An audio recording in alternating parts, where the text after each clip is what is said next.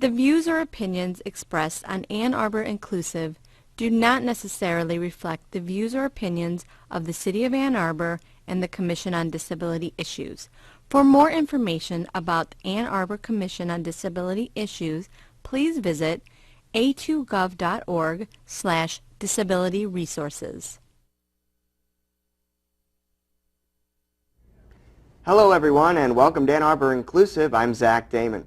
We have a wonderful show for you today as Brian Wilkinson of the University of Michigan Wheelchair and Adaptive Tennis Program join us in studio.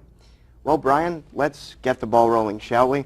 First of all, can you tell me how long has the University of Michigan Wheelchair and Adaptive Tennis Program been in existence? Yeah, so within the last couple years, I saw an opportunity in Ann Arbor to actually be at the University of Michigan and have access to the courts there that are really actually universally designed for a lot of different types of abilities as far as players go. And so it's been in existence really just a couple years now. And we have players that are able to come in and access the courts fairly easily, and they have locker rooms and all kinds of things there. The facility kind of sold the opportunity as well as actually the community with all the players that it actually has here. Sure. And so you bring up a good point. You talked about, the facility but also the community. So talk about what separates the University of Michigan from other venues with doing wheelchair and adaptive tennis. Why is the University of Michigan sort of an ideal place for that? Yeah, kind of the big selling point again is that the accessibility to the facility, but I think even more so it's just the university itself. Sure. It's a campus that you have all kinds of diverse folks, and we had an opportunity to get into this space, utilize the men's coach there, Coach Sure. Adam Steinberg, and grow a tennis program that what I feel is going to do really well in the next 4 or 5 years. Sure. It's going to be really, really big. No, that's to go back to your question, yeah. So Varsity Tennis Center, yeah. Sorry, Zach. No, that's okay. Don't apologize for anything. I mean, yeah. it's a loaded question, but I think only because there are so many resources at the University of Michigan, the Varsity Tennis Center. So talk about with me how you got involved with wheelchair and adaptive tennis. I mean, what was it to you that really called out to you and said, this is a sport I want to get involved with? Yeah, so I'll briefly hit on my history, I guess. 2005, I was a junior at Grand Valley State University over on the other side of the state, and I was in a Sunday edition of the Grand Rapids Press for actually weightlifting, if you can believe it or not. Wow. Yeah. When I was younger, I was stronger. Now I'm kind of just wider. But, wiser. But anyway, yeah, wiser.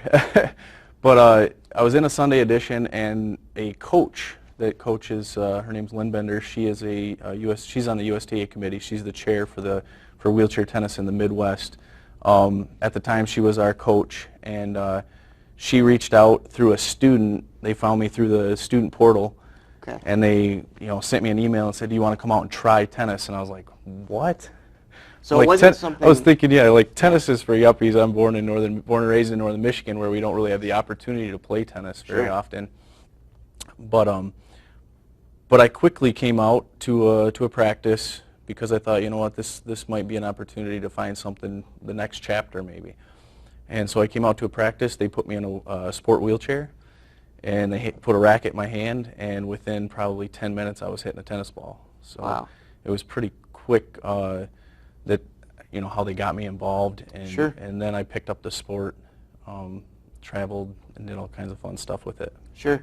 And I mean, so is tennis, for those that have never played wheelchair and adaptive tennis, is that something in your opinion that's easy to pick up? Not particularly. Well, I think as far as like the sport goes, it's a lot easier than some of the other adaptive sports that are out there, Sure. Wheelchair sports.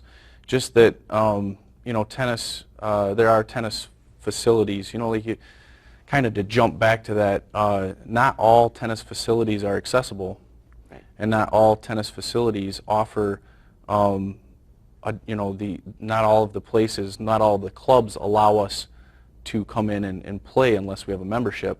Okay. University of Michigan has allowed us to come in, even though we're not members. Oh, wow. We are allowed to come in as a club and work with the men's coach there. So that's like a really big thing, you know. Props to Michigan for allowing us to be in that space. That's right. That's wonderful. That's why they're the leaders in best, right? Because they try to help facilitate great things in the community, and of course your program as well. Yep. And you know, wheelchair tennis is really increased in popularity in 1976 and was introduced at the Paralympic Games as a demonstration event in the Seoul 1988 Summer Paralympics. Of course, since then, much effort has been made to promote the sport and to rid the therapy image that still affects many sports for people with disabilities. And my question to you, Brian, being a person that participates in that, do you see this as an issue with wheelchair and adaptive sports? Is there still a big, you know, therapy attitudes towards adaptive and wheelchair sports? I think it's just becoming more of an outlet for people. Sure. You know, so I guess in that sense, I guess when you say therapy, the thing that pops into my mind is people that are newly injured or acquire a disability, right, and then they used to be involved in a sport, but there might be a sport that they were involved in that they can no longer participate in. So I think in the sense of tennis being a therapy, sometimes that can be it's actually ends up being a good thing for people. Okay. But at like the Paralympic level, Sure. I think it's become such a competitive thing. I mean, I don't know if you were able to watch some of the final matches this year at I at wasn't, Rio, unfortunately. but it seemed like they, you know, the competitiveness of that, you know, the Americans versus the other programs, they just seem like they're nearly as good or equal to some of the able-bodied athletes that are Really? out there now. Yeah, sure. Yeah. Wow. So that's where, you know, I think just in general, tennis as a wheelchair sport is getting more attention. The U.S. Tennis Association is doing more for folks to try to grow grassroots programs. Sure. Yeah, things like that. Well, and speaking of the Tennis Association, you know, you talked with me before the show about, you know, a lot of the great funding that's come from that organization. You know, grants and things like that that are sort of enabling these programs to continue and also build. But you also have, you know, some really interesting experience with that in terms of equipment. So can you talk about that? Yeah. So USTennisAssociation.com/ I believe like Midwest/wheelchair. You can go there, and there are grant opportunities at the individual level, at the program level, and also equipment. So if you're an individual that is newly trying to get into the wheelchair tennis scene, or you don't know if you want to give it a try or not, you are able to go to these resources and get individual grants. For example, with myself, there's some expenses in travel and being able to participate and go to each place to promote the sport. Sure. At an individual level, you know, I think I received a $400 grant this year. Wow. So that helps with several different things. Sure. And you know, the equipment, it requires, if you're an individual just trying to get into the sport, you either have to borrow a sport wheelchair, Okay. or lease a chair. Sure. And then, so you have to kind of find the outlets, the Okay. programs that have them. Sure. Or you can write for a grant through the USTA, and they do have, I believe, 2 a year. They give away 2 chairs a year. Wow. I was a recipient of a sport chair this year. That's great. And that just opened up. I never had my own sport chair. Okay. I was always borrowing along the way. Sure. And you know, it's just gratifying to have your own piece of equipment finally, something that you can keep with you, and you can go on to public tennis courts, or you can go on to, you know, go to clubs where some of your other friends are playing currently. Sure. And it just opens up so many doors if you have your own Yeah. piece of equipment. And like I said, it's the USTA.com/wheelchair tennis and the grants, you know, once you get in there. Yeah. No, that's wonderful. So, and just to clarify, you know, for those that are watching, so in order in order, excuse me, to participate in wheelchair and adaptive tennis, you do have to have a sport chair in order to participate. So they don't provide chairs sort of at the venues that one can borrow or use for the activity? Right, so each club, unless they have a crazy outstanding budget, Okay. they typically don't offer a sport chair at a club. So you have to know where to go, Sure. kind of thing. Okay. And in Michigan, there are what I would say there's 3 really well-run tennis programs. One being the Mary Free Bed program on the west side, and then Michigan State has a good program. And now here, in Ann Arbor through Coach Steinberg and myself, we have a good outlet, Sure. a good solid outlet, and we have 5 chairs currently that are kind of first come, first serve. Okay. No pun on the serve, but yeah, right. That's fine. But yeah, so it's if you contact me and you want to come and try it out, I can make sure that I bring a chair down to a practice and we'll have that for you. But yeah, it requires the sport chair to be able to play the sport. Well, so make no mistake about it. I mean, this program is no racket. You're doing a good thing, Correct. right? No pun intended. Yeah. And it's really beneficial for those involved in the Ann Arbor community. But and I know you didn't want to touch much on this, but I found it very interesting. So I wanted to ask you just 1 or 2 questions about it, if you don't mind. But aside from wheelchair tennis, you're also a very accomplished hand cyclist. So do you mind talking a little bit about that? Yeah. Okay. So I'm a hand cyclist. I was paralyzed in 2000 in a dirt biking accident. Probably within 4 years, I really wanted to do something. I didn't know what sport. I through other people that I had bumped into who were in chairs, using wheelchairs, also paraplegics and things like that. They were doing things, but I didn't know how to, get like the tennis chair, the basketball chair, the hand cycle. Sure. But in 2004, my parents, fronted the money. They gave me money towards a hand cycle. Sure. And that's when I had my first hand cycle. And I rode that literally from 04 to 08, just recreationally. Wow. I brought it to college with me, and I rode on campus, and that's how I kind of started out recreationally. But then kind of like the sporting community kind of like saw that I was riding pretty regularly. Sure. And that's when they kind of approached me and asked me if I would be able to coordinate and start a hand cycling program through Mary Free Bed Hospital in Grand Rapids.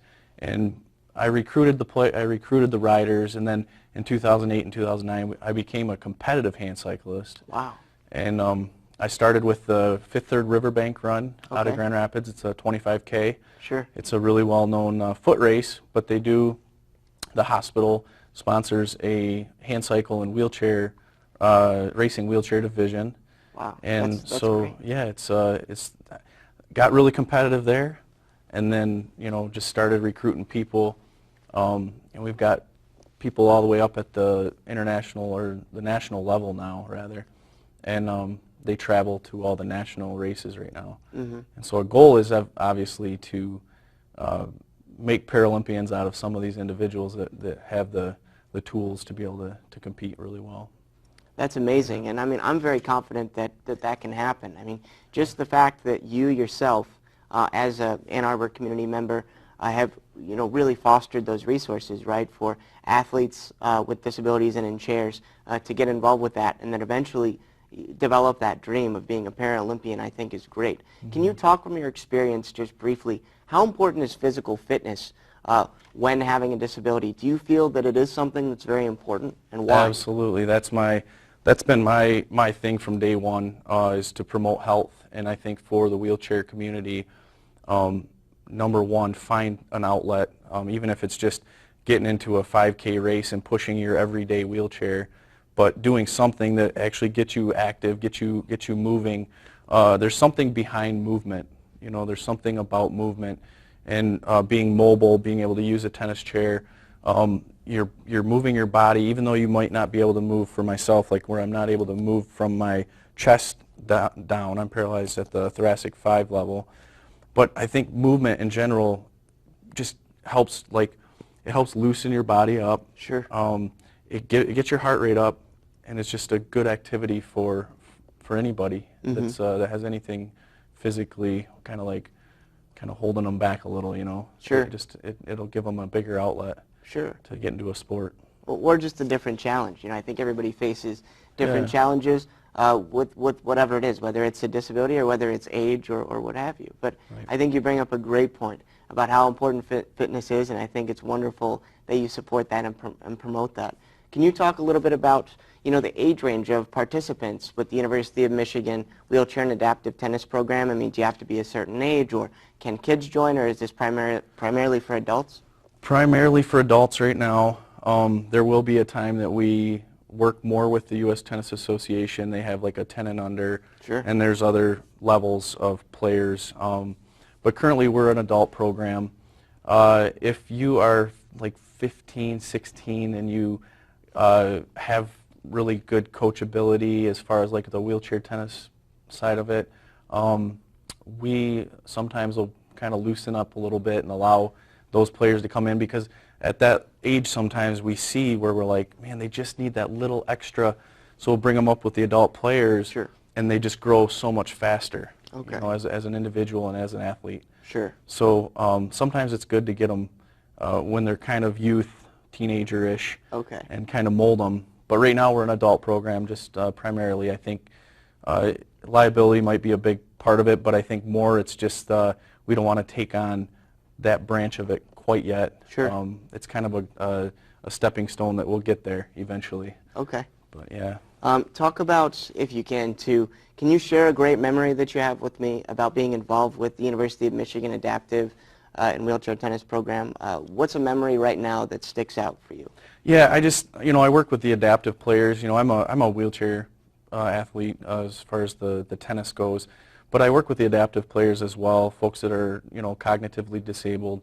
And I think there's sometimes where that's kind of ends up being the more rewarding thing for me.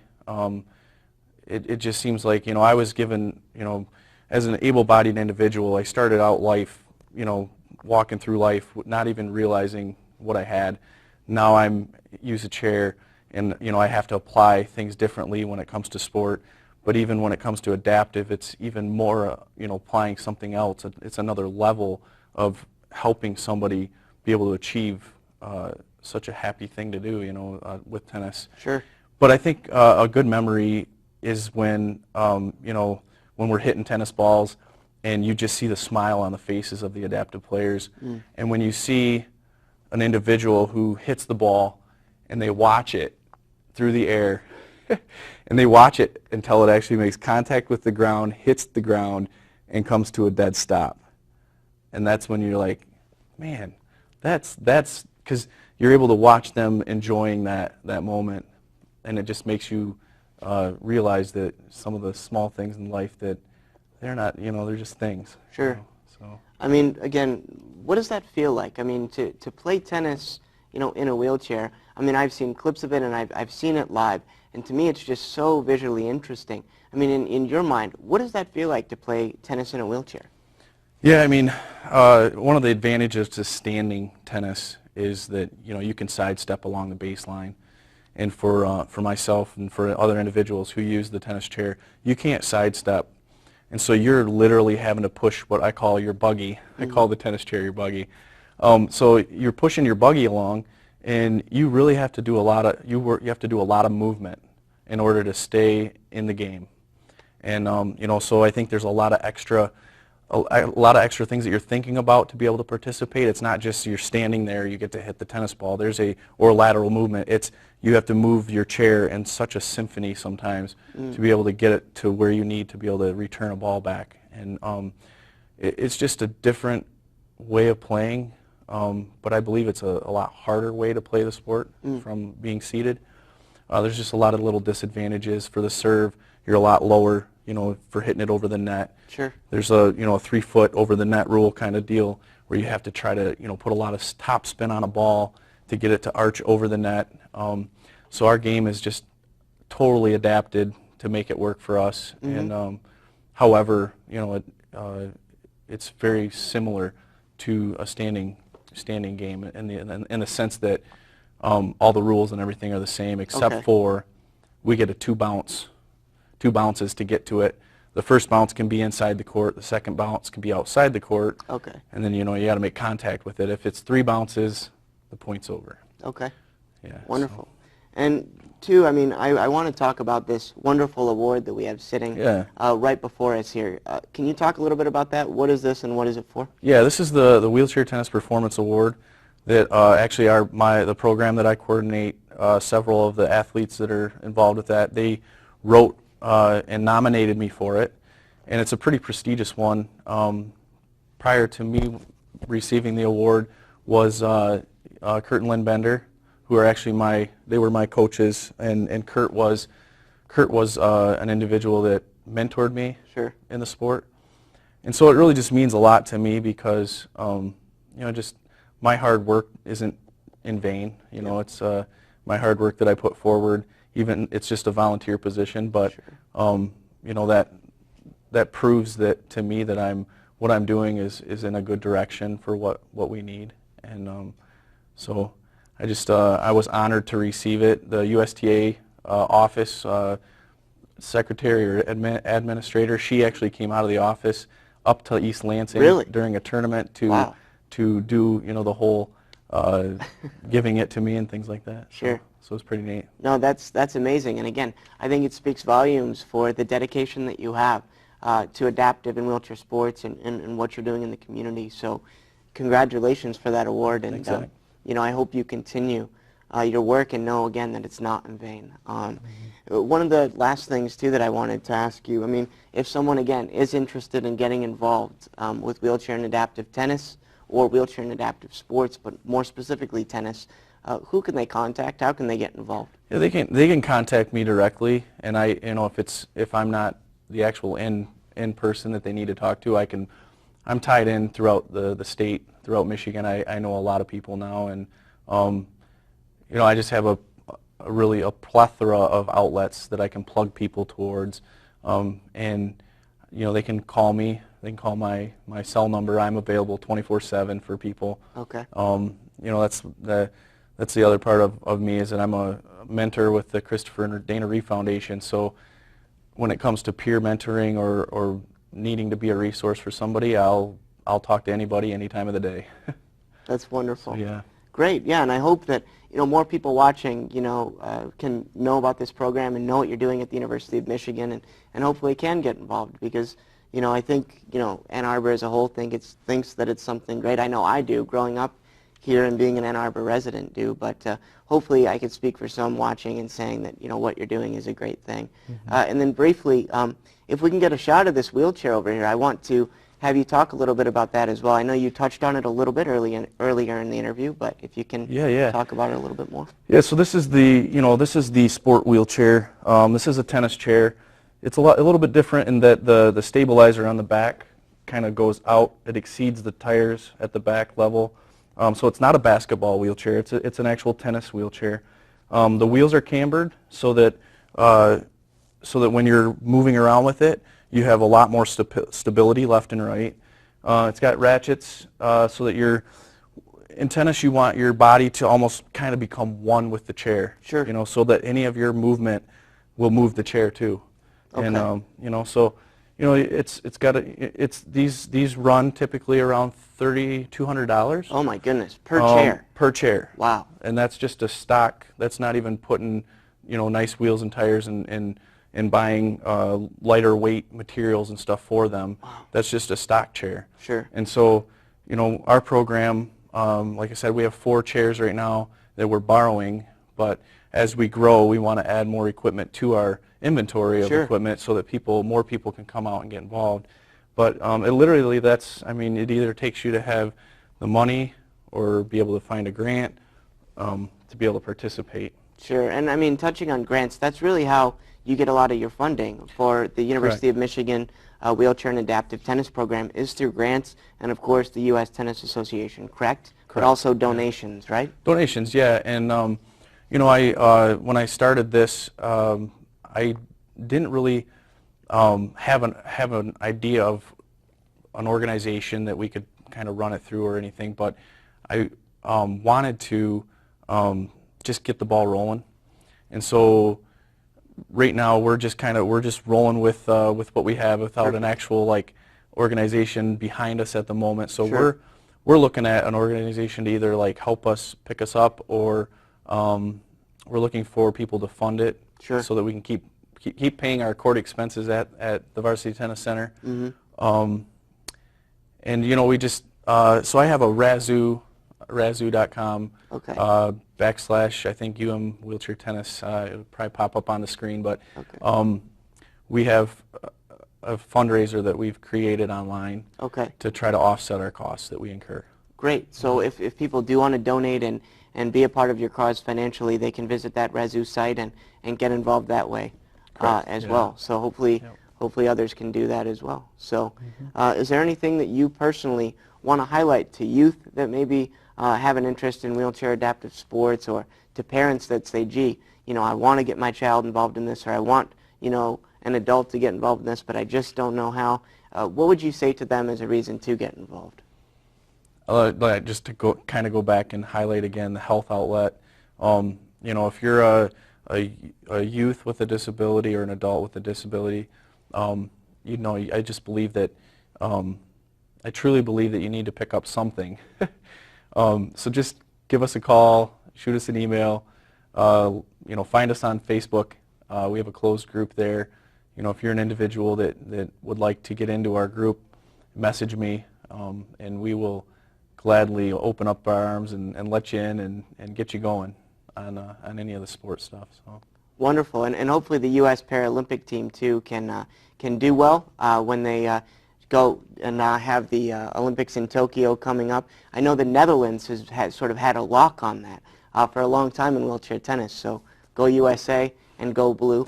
Yeah. And I just want to thank you so much for being on the show, Brian. Thanks, Zach. Thank you. Well, folks, that's all the time we have for today. I'd like to thanks Brian for joining us today, and hope that you enjoyed the program. Be sure, to tune into Ann Arbor Inclusive next month. Stay awesome, Ann Arbor.